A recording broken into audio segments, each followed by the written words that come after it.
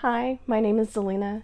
Thank you for stopping by. I'm so glad you could be here today. And I wanted to share some of my philosophies on the abundance mindset and share some of my stories on how having an abundance mindset really elevated me and my husband in our, in our life together. Um, and it's so I kind of wanted to define what an abundance mindset, and it's not just thinking positively or go around thinking I'm going to be a millionaire.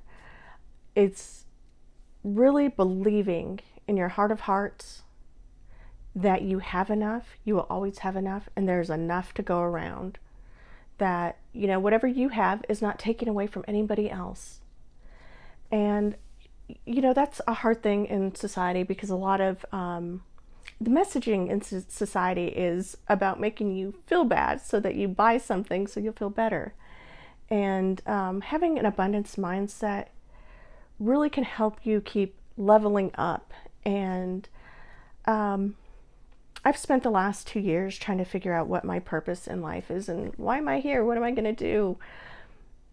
I want to make an impact in the world, and how can I do that? And the phrase that has been resonating in my soul has been, you're going to help people level up. And I'm like, how do I do that? So here's kind of my purpose statement, and I'm going to share it with you. I'm a little bit embarrassed because I'm really a shy, mild-mannered person. So sharing this with you is kind of a big deal for me. And it's, here it is. I help thousands of people level up by changing their abundance mindset. And what I mean by level up is, you don't have to go from poverty to millionaire if you don't want to. For at one point in my life, I was just happy with living in a $50,000 house. That was a nice house for me. That was better than what I had growing up. And then my husband obviously grew up in a much nicer house. And, because of that, I was kind of allowed into a world where I could set the bar higher and see things. And it's like when we first moved down to Dallas, he would take different ways to his dad's house. And we would drive through these neighborhoods where it's like, Colorado has these mountain ranges. Well, South Lake, Texas has houses that look like mountain ranges, that they were just so big and had all these gables and were just amazing. And I was like, how is it that there are thousands and thousands of these houses where the town I grew up, there was a small number, and it's like you kind of knew who lived in those houses because they were a big deal. And it was kind of a thing where at different points in my career I had imposter syndrome because I'm like, I don't belong here. I'm a poor person. How am I sitting with all these these wealthy people? They don't think they're wealthy. They just think they're middle class. They think we're just normal. And it was kind of a weird shift as we made our way through college and started our got our first jobs and everything, was that that shift in our mindset, that shift in our belief systems. And one of the big things too was like, okay, so recently I've been decluttering and going through and getting rid of stuff that we just threw in boxes and didn't want to deal with.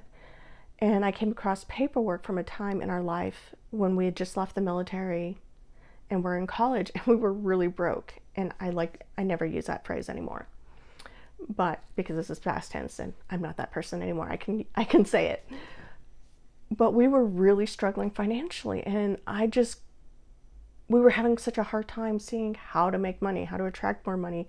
What does that mean? But the firm belief we had was, if I have a college degree, I can get a job making $50K. And we missed the mark a little bit. I think Daniel, he made 45 right out of college, and I think I made 43.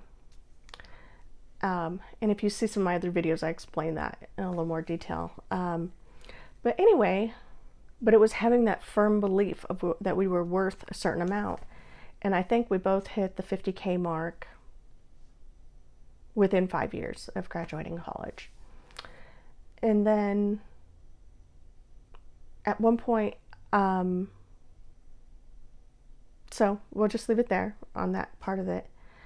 But I also wanted to share that abundance mindset isn't just positive thinking. It's not just telling yourself, I'm rich, or I'm wealthy, or I have enough. It's really finding things to believe that, and really you really need to. So some of the techniques I want to share is when I feel helpless or scared or frantic, because so I've shared the story where just before my daughter Evie was born, I had quit a contract position for health issues, and then just like 2 to 3 weeks later, my husband got laid off unexpectedly, and he was the one carrying our benefits. And we were both frantic. This is one, we didn't think it was possible because of his position, and his company was doing fine, and this was during the pandemic. And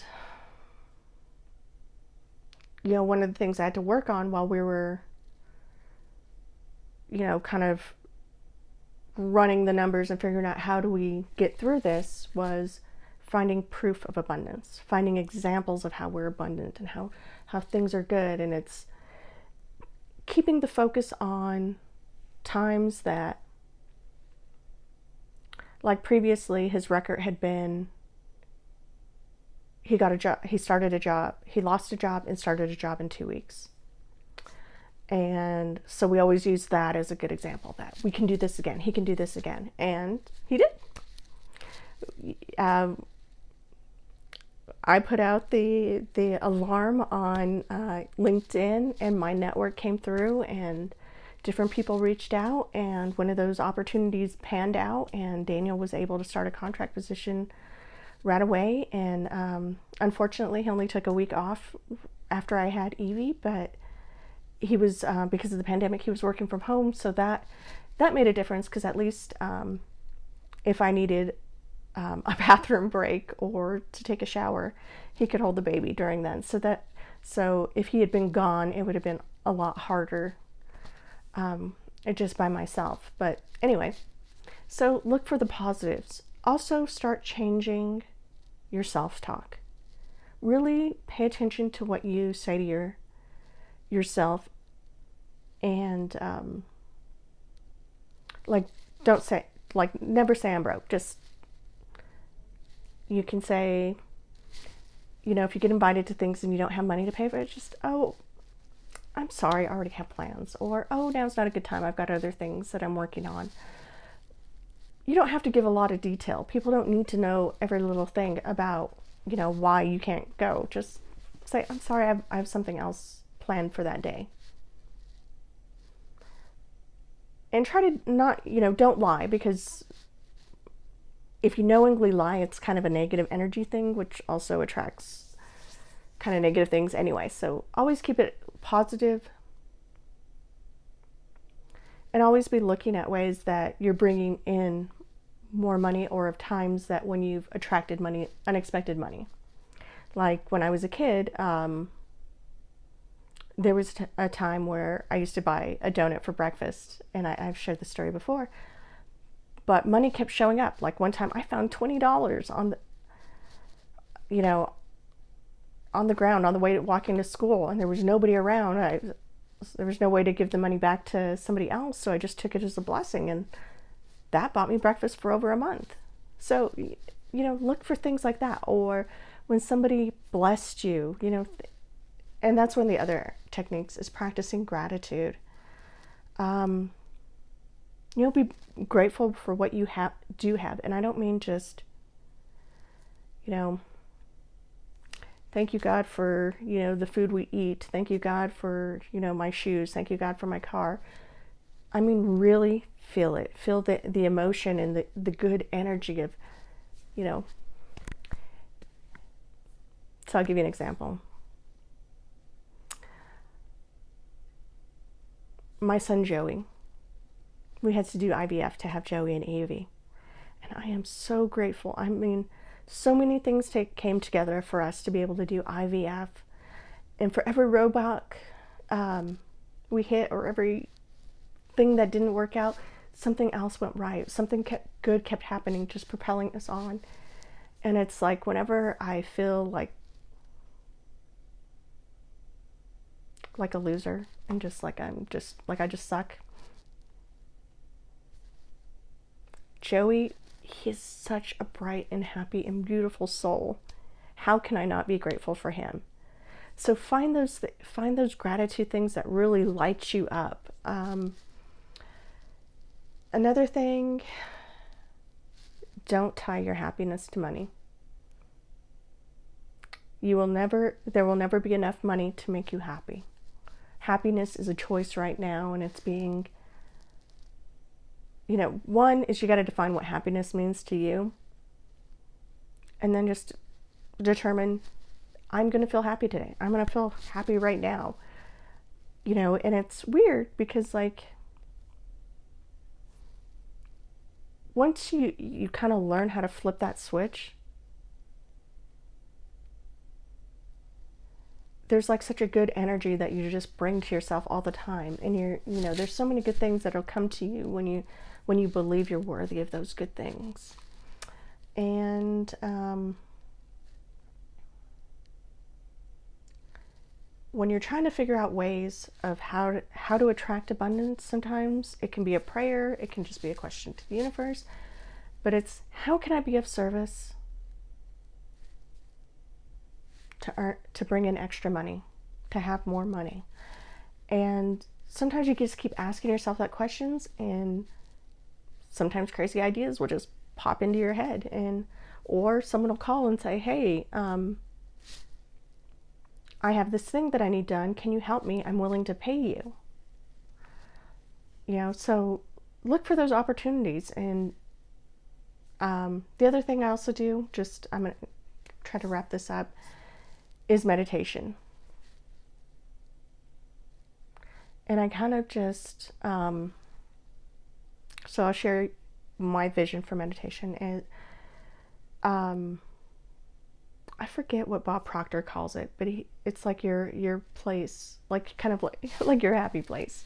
So when I meditate and I go to this room, I'm a big fan of Harry Potter, so I call it my room of requirement. But I go someplace, so I have this vision in my head. I want us to build a custom home for our next home, hopefully in the next 5 years. Is kind of my target. And in this home I have this library, but in this library there's this couch, and it's this brown couch that we used to have, that we bought a long time ago from Rooms to Go, but it was a microfiber, kind of looked like a suede couch. It was really soft, really comfortable. Loved this couch. I was so sad to have to throw it away, because it was just it was in bad condition by the time we threw it away, because we had dogs. But in this room I see that couch, and I can lay on that couch, and on that couch are my 5 Yorkies. I've had 4 Yorkies pass away in the last 20 years. And I'm there surrounded by my Yorkies that make me feel happy, and I start designing my house. And in meditating on it, it helps me focus on my vision for the future. I can see the garage, and I see our cars in the garage, and what the funny thing is, one of the cars that we have now is one that would still be in the garage, because I like the car. It's a nice car, and it's Daniel's car now, but it'll be my car in the future.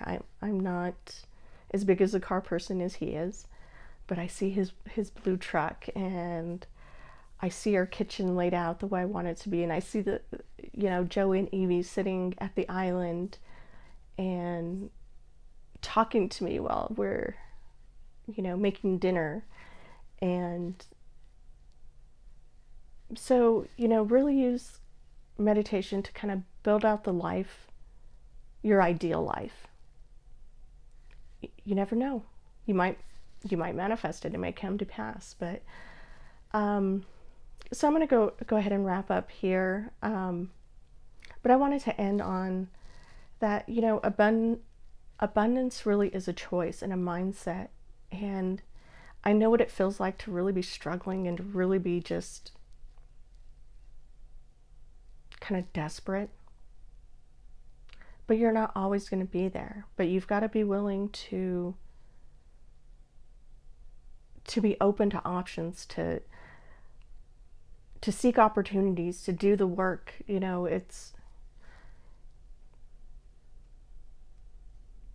I've been so blessed and I've been so lucky, and I came from such a poor background. And there's, you know, I recently had a coaching session, and one of the things that kind of talked about it was that sometimes that fear of being back to being that poor will rear its ugly head. It hasn't for a long, long time, but sometimes when I'm so stressed and so